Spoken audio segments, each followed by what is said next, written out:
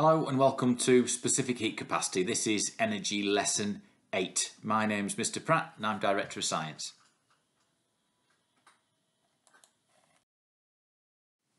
Before you start then, going to need a pen, some paper, an exercise book, something to write on. There'll be some questions to do, quite a bit of maths in this lesson and a few things to record. Unless you're needing to watch this video on your mobile phone, please make sure it's off or on mute, turn it over, get it out of the way. Try and avoid as many distractions as you can. Into the starter then, I'm going to give you 1 minute. I just want you to match the words on the left, 1 to 5, with the definitions. You could just write number 1 and then put the letter that you think best matches the definition.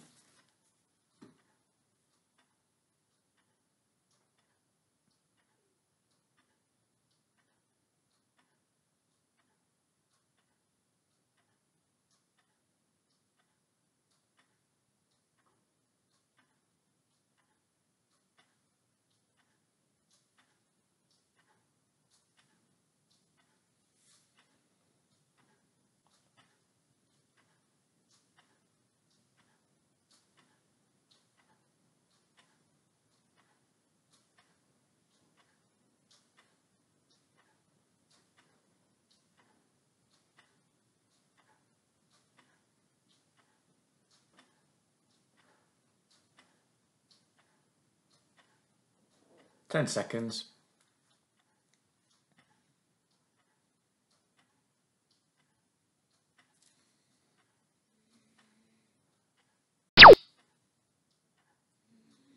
Give yourself a little mark out of 5 then. Heat.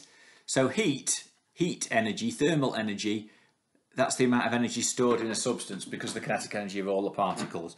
So imagine each little particle is vibrating, it's moving, it's got kinetic energy. If you added all that kinetic energy up, that would be the amount of heat that you've got in the object. Temperature.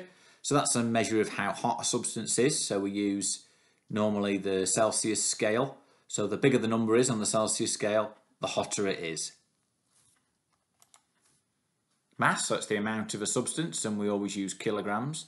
So later on in the lesson, if you see a question that's given you the mass of something in grams, it'll need converting into kilograms. There's 1,000 grams in a kilogram.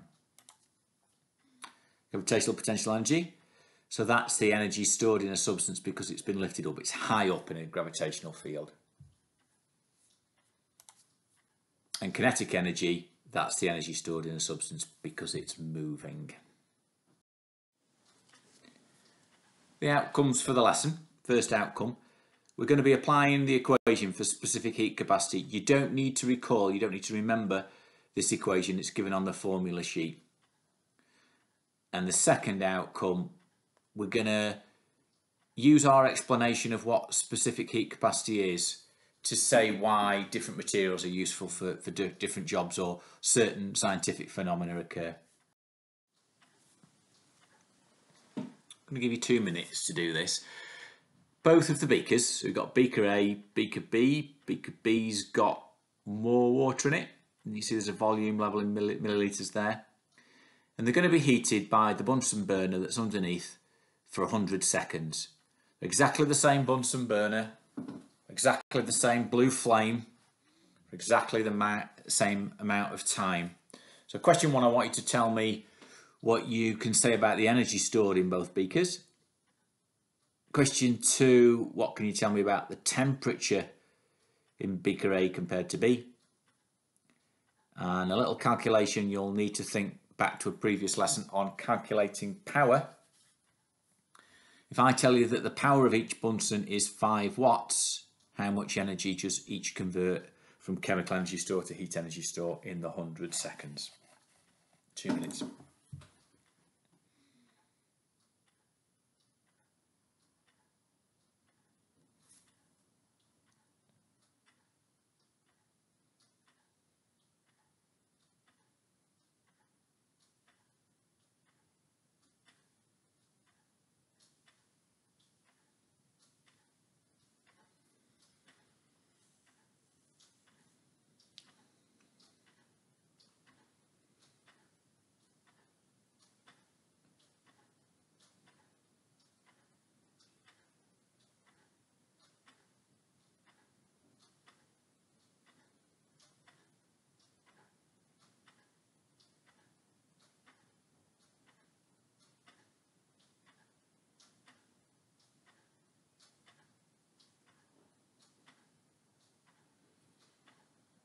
minute left.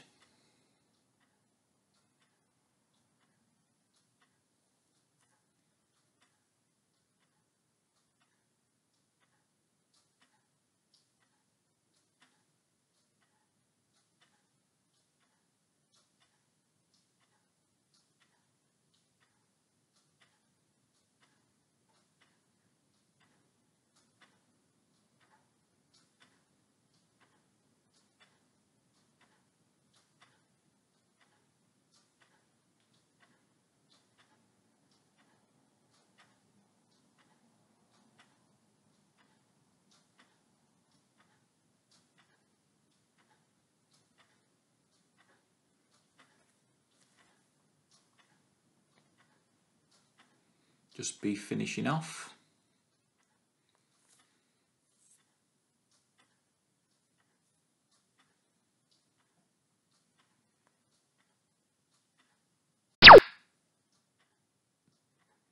Question 1 then. Now, the energy that goes into both beakers is energy that was originally in the chemical energy store of the gas that went into the Bunsen. So the Bunsen has got a chemical energy store going in, and then as the gas burns, that's transferred to the beaker as thermal energy, as heat energy. Because the Bunsens are identical and the time that they're on is identical, the amount of energy that's been stored in both beakers is exactly the same, assuming you've not got heat energy disappearing or missing the sides or whatever. So the heat energy stored in both beakers is the same for question 1.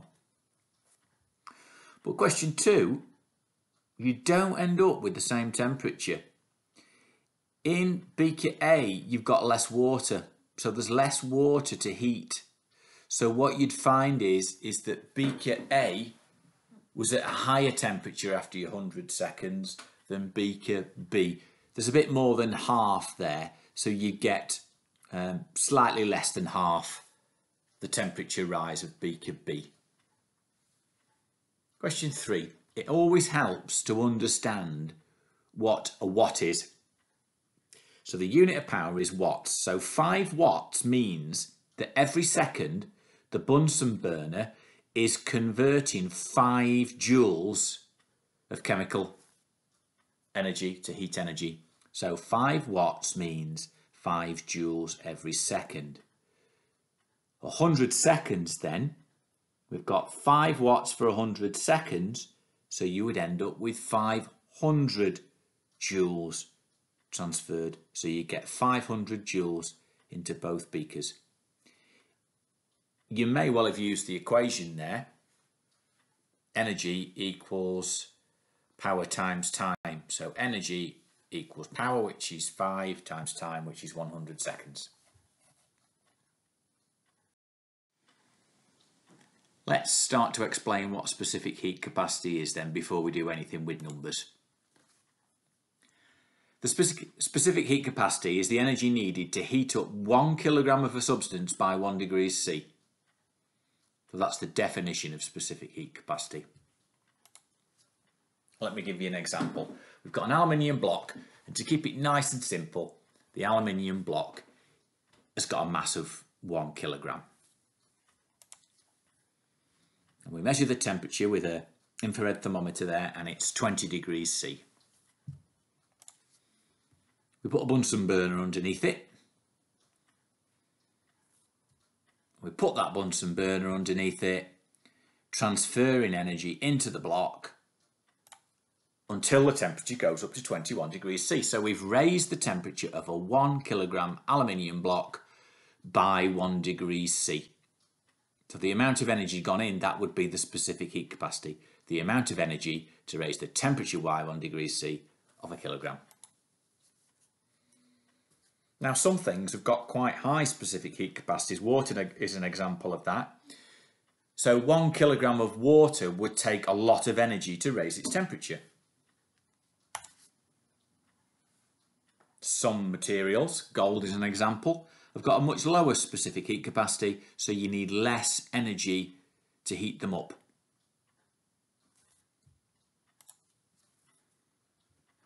Got an example of aluminium there. The specific heat capacity of aluminium is 800 joules per kilogram degrees C.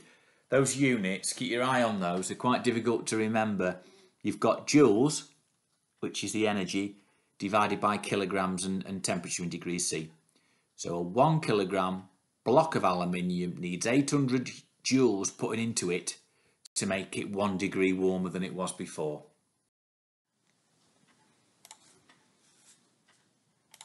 There's that definition again. Got two examples for you now to make sure we understand it.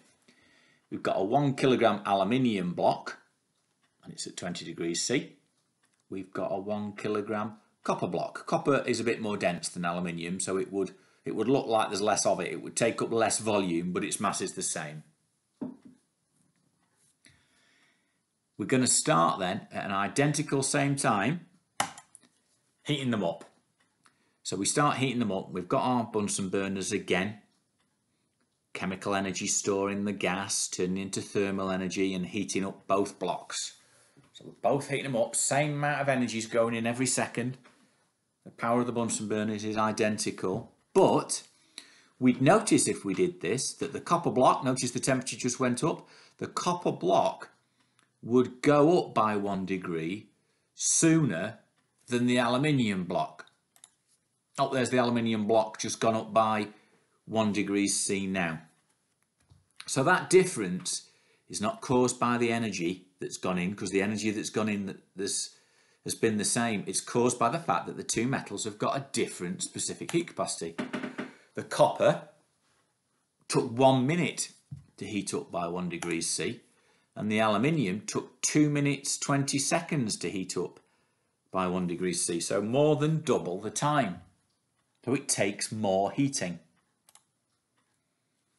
I'm going to give you 1 minute. I want you to explain why the aluminium block took longer to heat up than the copper block. Explain why means give reasons for it happening, or reason at least.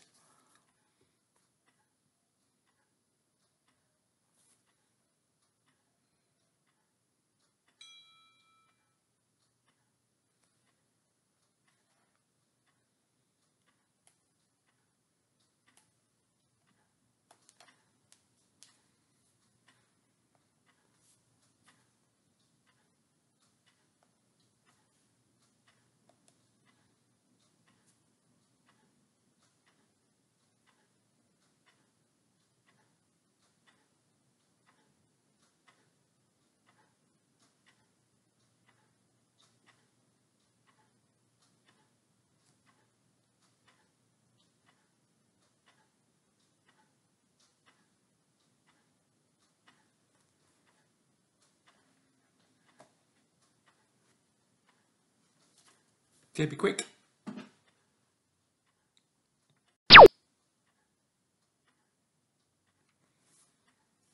Well, the mass is the same for both. The energy that's gone is the same for both.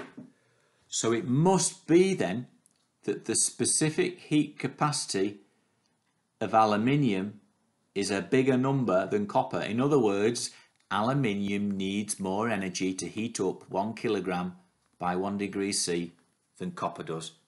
And it must be more than double if you look at the times. This equation is given on the formula sheet, so don't worry about remembering it. Just you need to recognise what the symbols are and use the formula sheet and get some numbers in. And the questions with specific heat capacity on, they're on very often, but they're worth quite a few marks. So if you can nail it, it could be worth perhaps even half a grade for you on the exam. You might help to use time signs there, so I've just put 2 red time signs in there. So let's have a look what the 4 things mean in that equation. So delta E, it's Greek letter delta, you might come across it in maths, it means changing. So when you see the delta, it means changing. You'll come across it again in the forces topic to do with acceleration. So delta E is the change in the thermal energy. So E is energy, so that's the energy that's going into the material. M is the mass, and that's in kilograms. C is the specific heat capacity in joules per kilogram degrees C. On the last bit, I showed you that aluminium was 800 joules per kilogram degrees C. And then delta, another delta, means changing. This time it's temperature change. We don't use T in the formula, which can be confusing, just because we use time in other equations as T.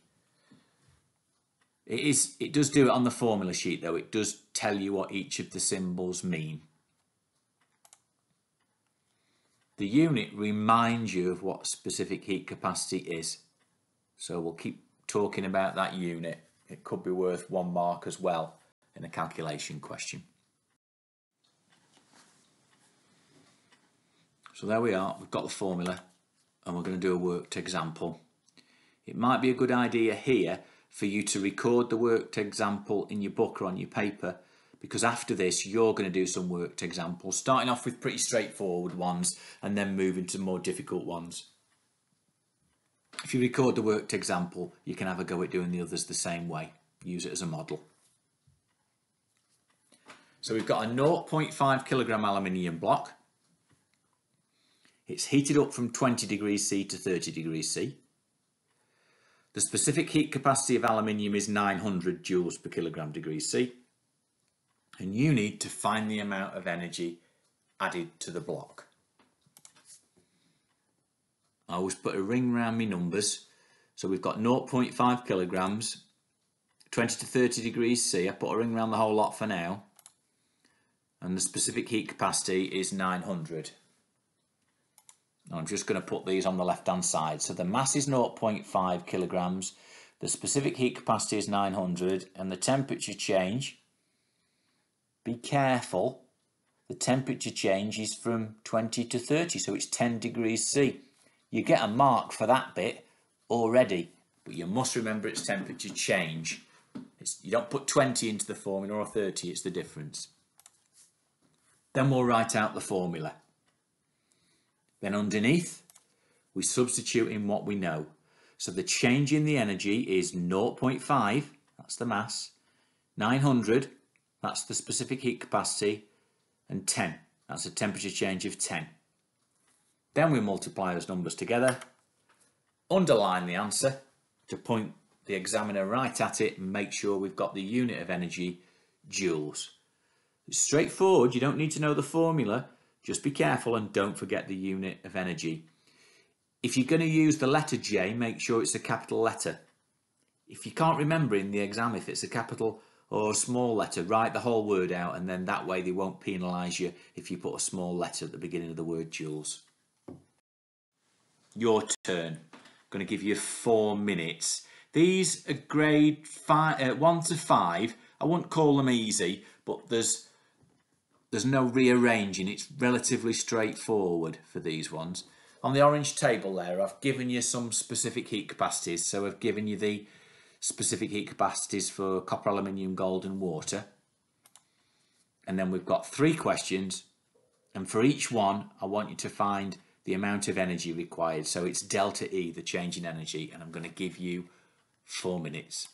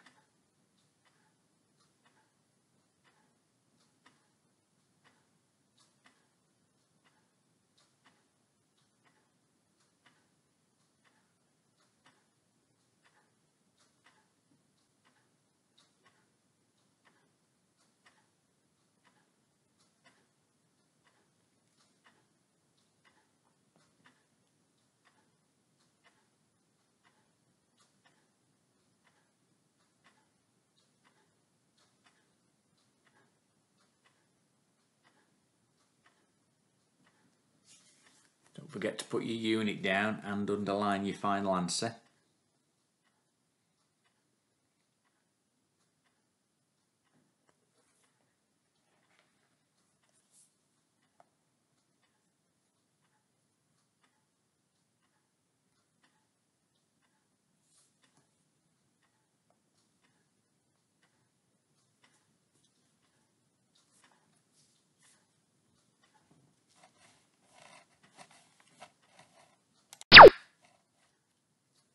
halfway through your time.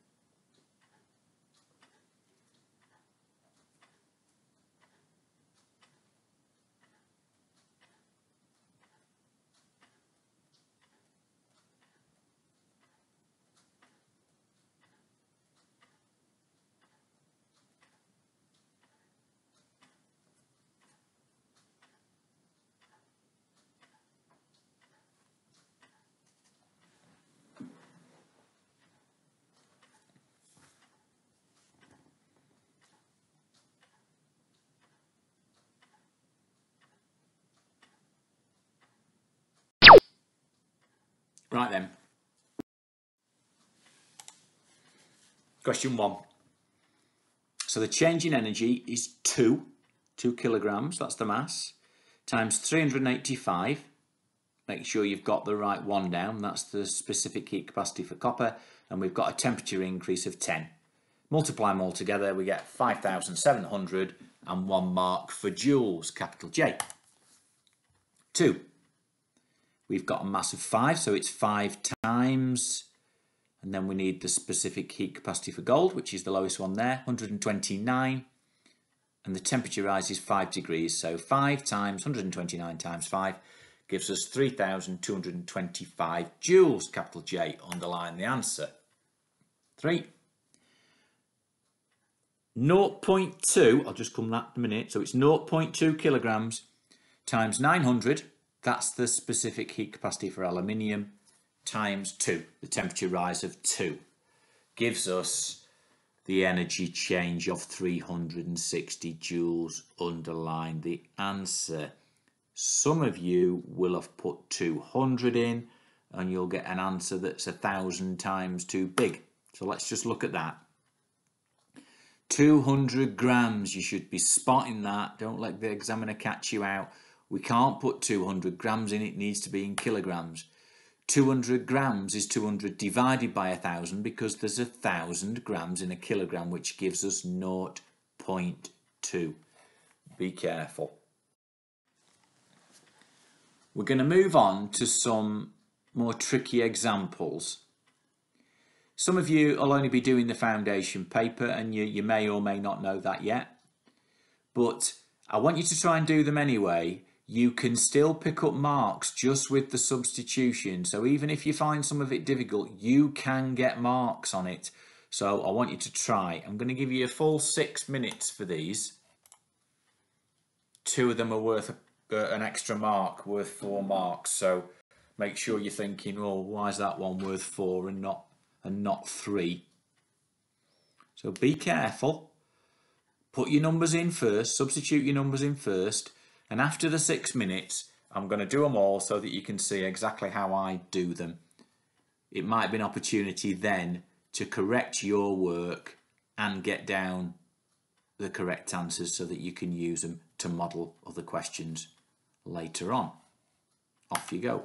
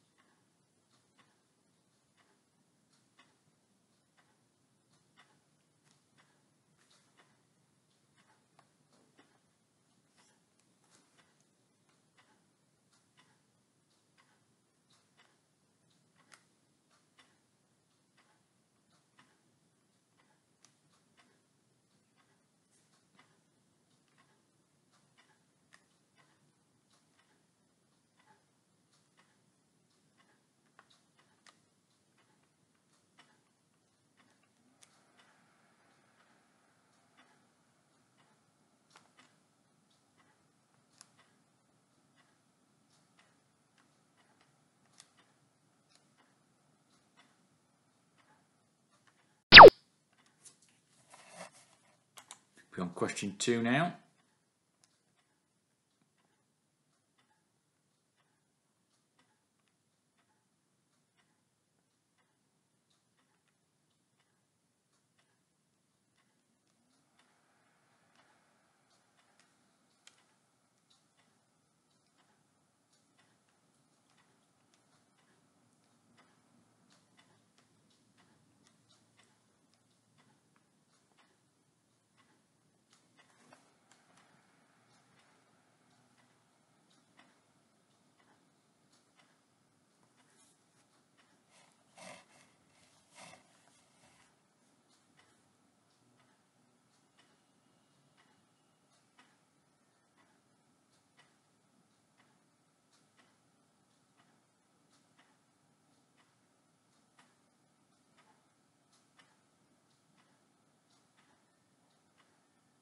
Halfway through your time now.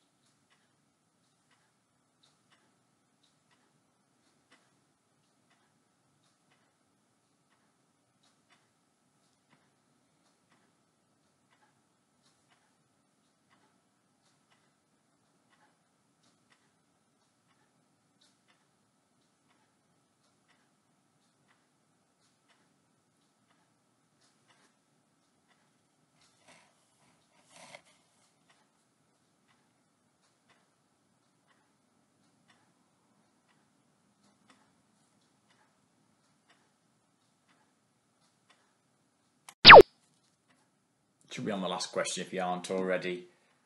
If you have finished, check your working, check you've not made any silly mistakes, and check your units in your final answers as well.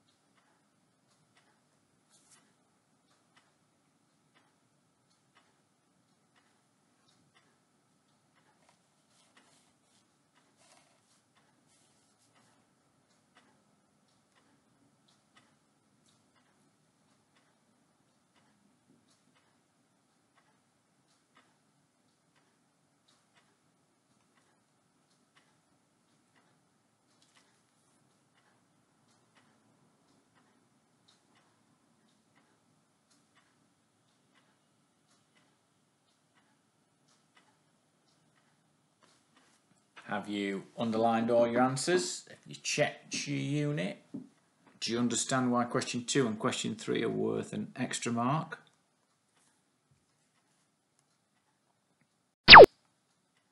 Time's up.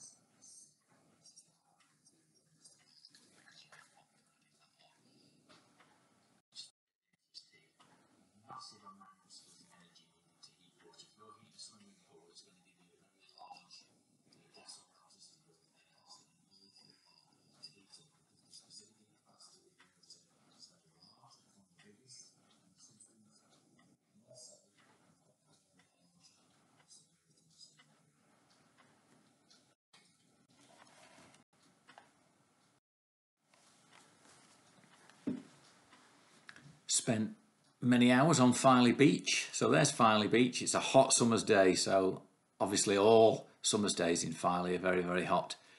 You walk on the sand in your bare feet and it feels hot. So you walk along to the water and you put your feet into the water and you think, oh, it's going to be lovely, it's a fantastic day. And it's not, it's freezing. And you normally make that noise that you make when it's freezing cold and come running straight back out again. I want you to answer me, or at least think about it in 30 seconds. Why is the sea much cooler than the sand?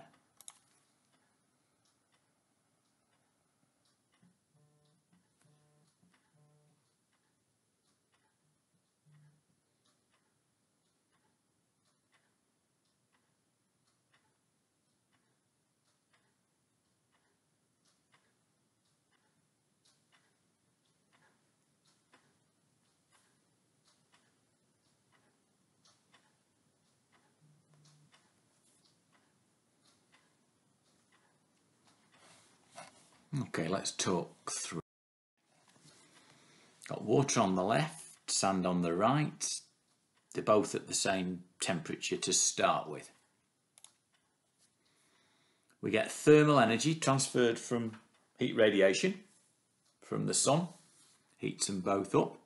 It might be, if it's dark sand, that one of the reasons that it might absorb a bit more radiation is the heat radiation is the fact that it's a darker colour. But that's not the reason why you get such a big difference. So during the day, the water temperature is going to rise and the sand temperature is going to rise, but the sand temperature is a much larger temperature rise than the water. That's because the water has got a higher specific heat capacity than the sand. So the sand needs less energy to heat it up.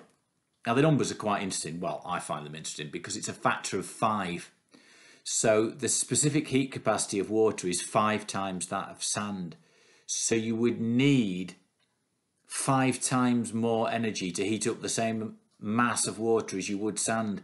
So quite often you'd get a 5 times higher temperature rise of the sand during the day than the water. So the water might go up a few degrees, but the sand could get hot enough to burn the bottoms of your feet. Some of you might have these at home, portable electric radiator. It's got oil inside and it heats up with a metal heating element at the bottom when you plug it in, and it heats up the oil, and the oil moves around and makes the radiator hot, heats your room up. I've just put down specific heat capacity in the orange box there of oil and of water. And in 30 seconds, I want you to think, why are portable electric radiators filled with oil instead of water? What's the advantage of using oil instead of water?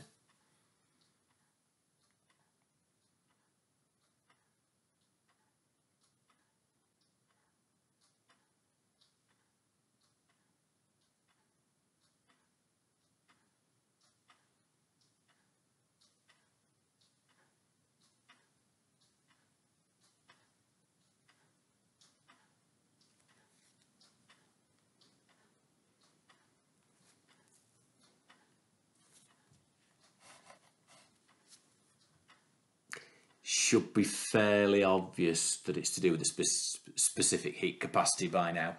Specific heat capacity of oil is about half that of water.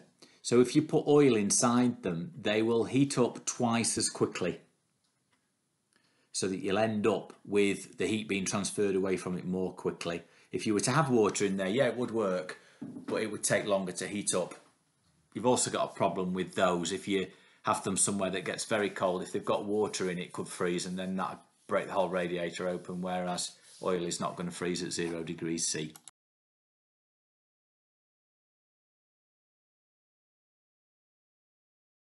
I'm just going to leave you with the summary then. Pause the video and record these as notes if you think you need to. Some of you might have taken notes as we've gone along. We've got the equation at the top, probably the most important, that you can use the equation. It's certainly going to give you the most marks. The definition in the centre of the screen of specific heat capacity.